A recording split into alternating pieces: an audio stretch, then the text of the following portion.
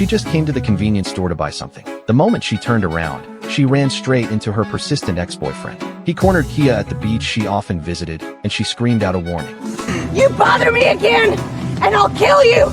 This scene was witnessed by a fisherman heading out to sea. A few days later, two boys discovered the ex-boyfriend's body in a swamp. The cause of death was a fall from a high watchtower. After preliminary investigation, police believed this was not a simple accident. The only useful clue was red fibers found on the victim's clothing. Two officers traced the evidence all the way to Kia's house. It was a house that looked gloomy, silent, and somewhat terrifying. The two found a red knitted hat there. At that moment, all evidence pointed to Kia, which aligned with people's suspicions. She was already considered an outsider in everyone's eyes. She had lived in isolation since childhood, alone in the depths of the swamp, the demonized marsh girl. Her arrest was met with applause from the townspeople. In her darkest hour, an experienced retired lawyer extended kindness to her. Kia opened up about her past to another person for the first time. Kia once had what seemed like a peaceful, warm home, with a gentle mother who loved to paint. This happiness was always brutally interrupted by one person. Her alcoholic, violent father became the crushing burden that destroyed the family.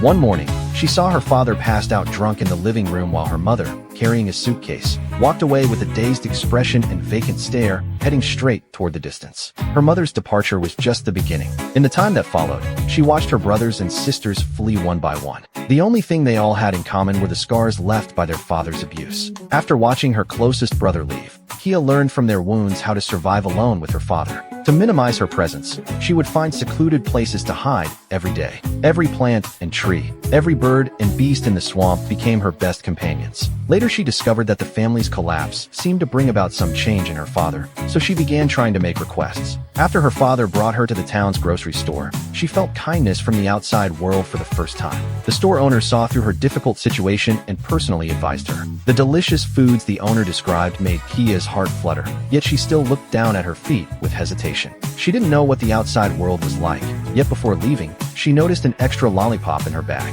Are all people as kind as the owner? She returned home full of joy, found one of her mother's childhood dresses, and ventured into town alone. Reality was not as beautiful as she had imagined. She seemed so out of place with the outside world. At the school she had looked forward to, she only felt overwhelming hostility.